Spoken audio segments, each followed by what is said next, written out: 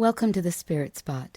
My name is Reina-Shay, and it's my hope to help guide you into your spirit spot, even if just for a few moments out of your day.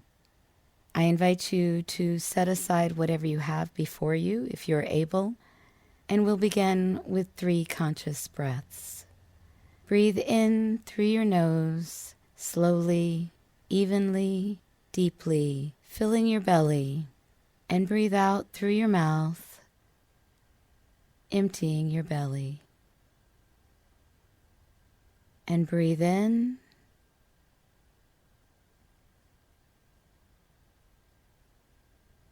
and breathe out.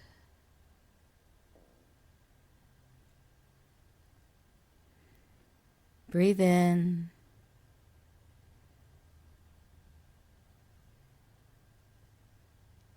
and breathe out.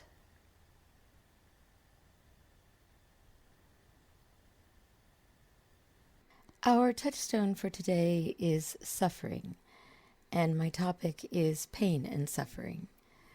Probably not the most pleasant of topics, but I hope by the time I finish to leave you with a bit of hope.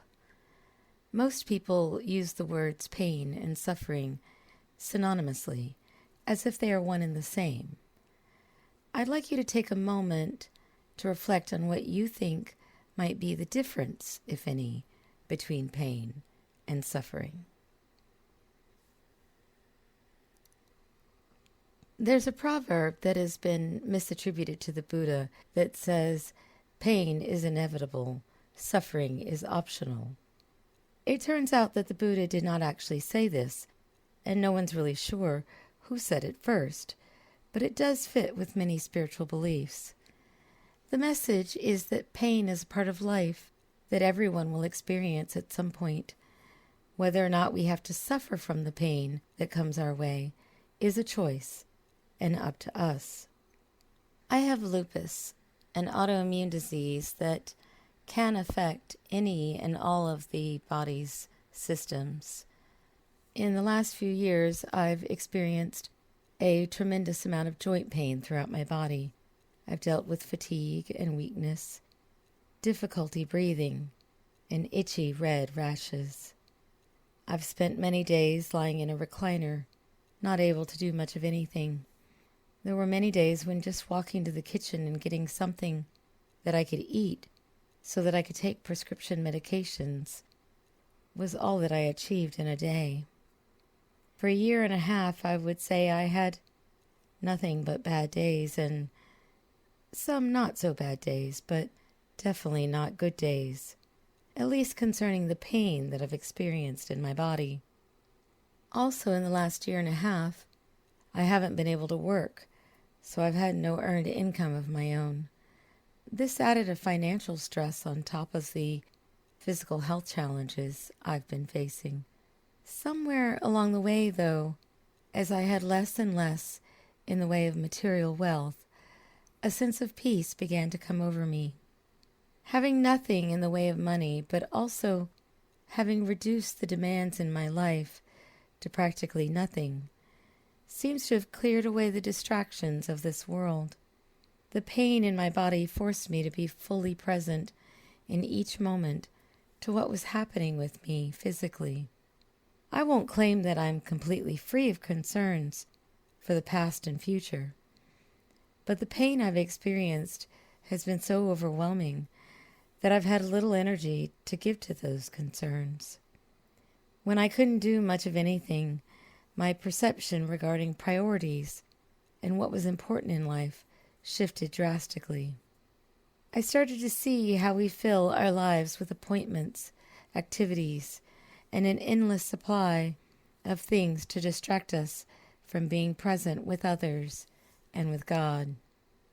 I have a greater sense of trust in God and in the universe to take care of me than I've ever had in my life before. I don't have enough income to even pay rent, so I have to rely on the generosity of others to have a safe and comfortable place to sleep.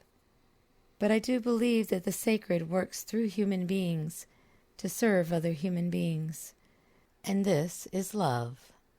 When I got approved for some financial benefits Quite quickly, I'll add. It was to me a sign that God was going to take care of me when I couldn't take care of myself.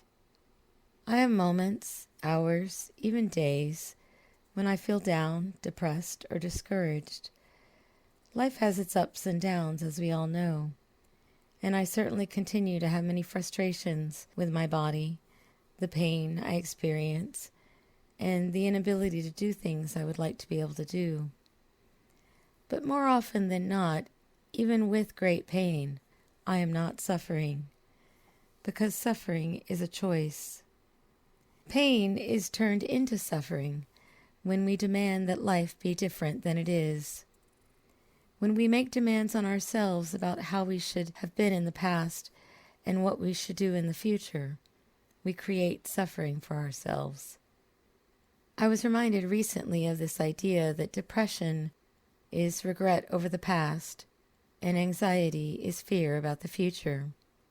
Pain occurs in the body and can also include mental illness, but suffering occurs solely in the mind.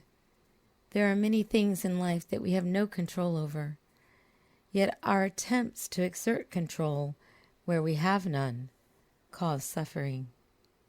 You may not have experienced the level of physical pain or health challenges that I have. I sincerely hope you haven't. But we all face challenges, and life does bring pain in some form or another to each of us. My wish for you is that you can see the gifts to be found in your pain, and that you choose not to exacerbate that pain with suffering.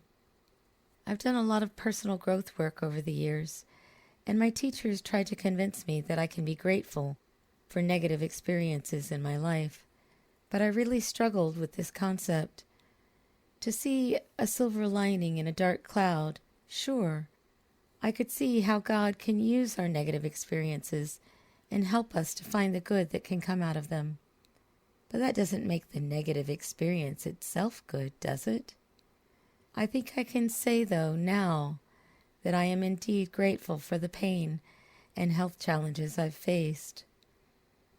I've just finished the first year of a training program to become a spiritual director, something I don't think I would have done if my health had not become such a painful challenge. My pain has brought me closer to God. I now experience a richer, deeper connection with the sacred, and I am grateful. Through pain, I've already learned many lessons about patience, compassion, gratitude, faith, and peace. The task before me, before all of us, is to be present in each moment to life's experiences. I don't believe when my life is done that I'll be asked to account for what life has brought my way, but I will be asked to account for how I responded to life, what I have done with the experiences that have come my way.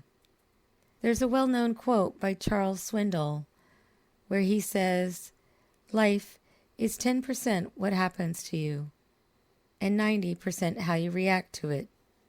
I would say, to the contrary, that on the spiritual path, life is 100% how we respond to what happens in our lives. When pain comes our way, it is within our power to not choose suffering. Again, our touchstone for today is suffering.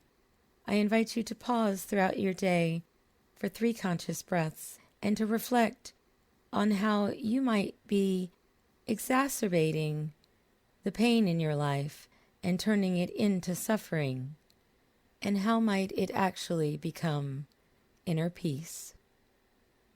And may you create a great day.